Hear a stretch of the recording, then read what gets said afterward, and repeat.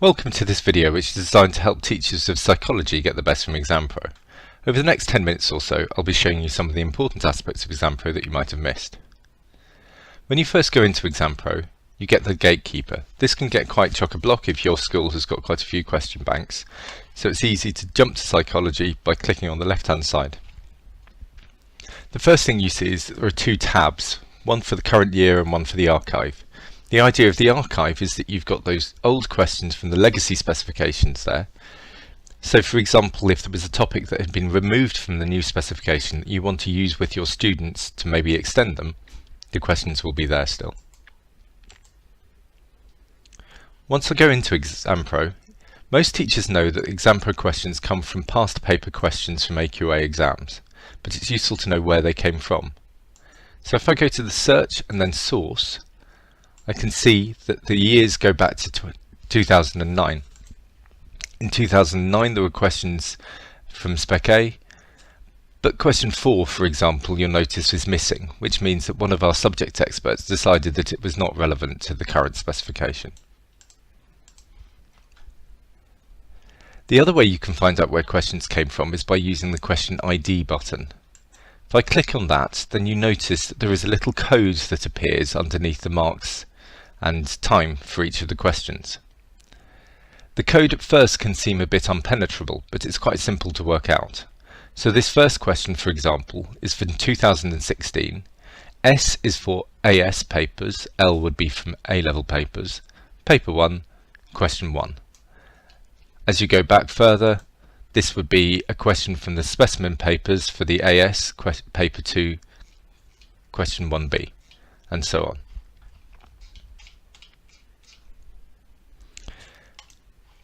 When you're searching, people don't necessarily know that searches are additive. That means you can put together searches in Exampro.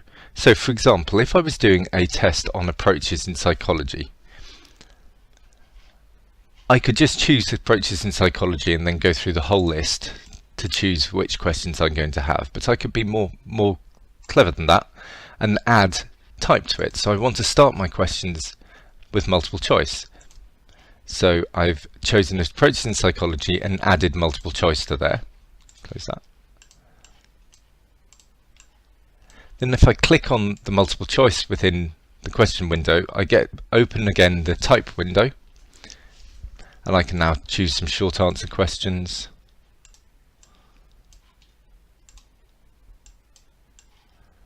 And I can choose a short essay question to finish my test.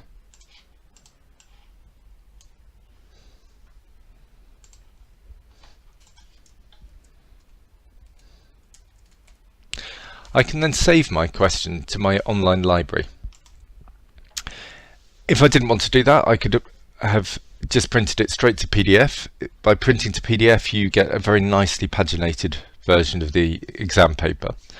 People who use Word, and lots of teachers use Word, use it generally to edit the questions, so maybe by taking out the line spaces or by changing some of the context or the numbers within the questions. What you might have noticed, when I saved my document to my online library, I also got this web link appearing.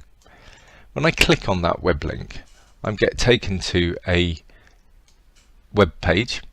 You can share this URL, which is always 8 letters and then .exampro.net, with your students. If you share that with your students, then they get a link to this page, which has got all those questions I just chose and put in my document. That's a great way of sharing those documents and those questions with your students so you don't have to print.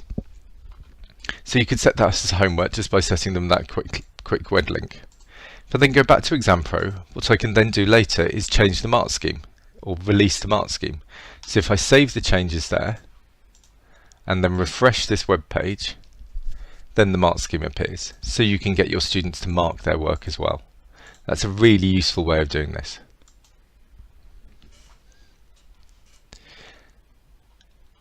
If I reset all my searches and close, one of the things that teachers ask us to do is they want to know whether they've used a question before.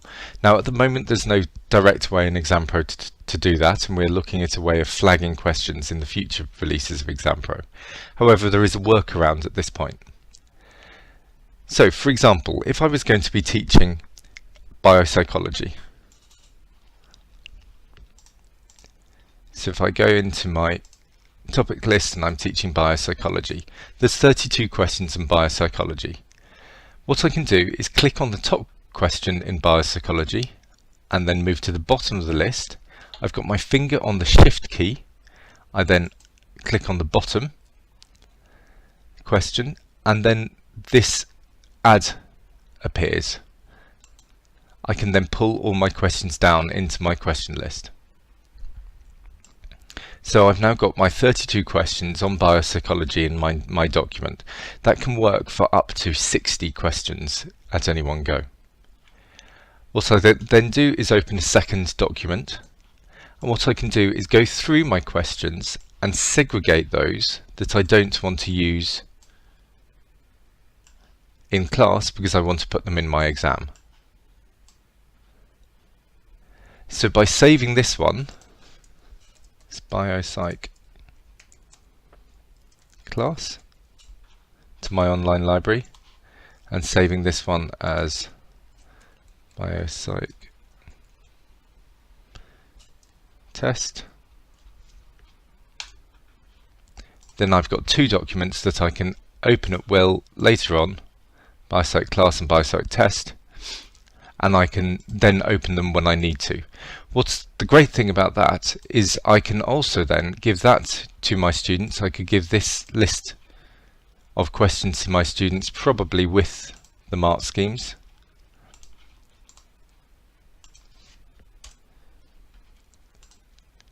As a set of revision materials just before the test, knowing full well that none of those questions are going to be in the test. And incidentally, please feel free to share these questions on these links on your intranet or your VLE on worksheets or whatever, but please don't put them on the internet so that anyone can see them, because they might contain questions that other teachers don't want their students to see. Likewise, please never ever share passwords to Exampro with students, because unfortunately what they seem to do all the time is stick them on the student room, and then thousands of students are using your Exampro login and you're unable to access it yourself. Finally, I'm going to show you how to make best use of examiners reports within Exampro. So for example, if I was teaching research methods and I had to teach self-report techniques, and I've never taught it before, so I'm a bit concerned that I'm going to make mistakes here. When you go to the questions that have been in live papers, you can see the examiners reports.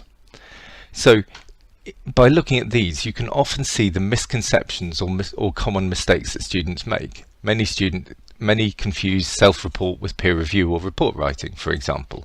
So when I'm teaching this area, if I go to any live questions, I can go through this and I can start to have a look at what the problems are and make sure I address those directly in my teaching before I even start the class. So I think that's a really useful way of going through the examiners reports, which in totality tend to be very dry documents that don't seem to have much relevance to my current teaching, but are very useful in this if you drill down to specific different topics. Well, I hope that was a useful video, and I wish you good luck with using Exampro in the future.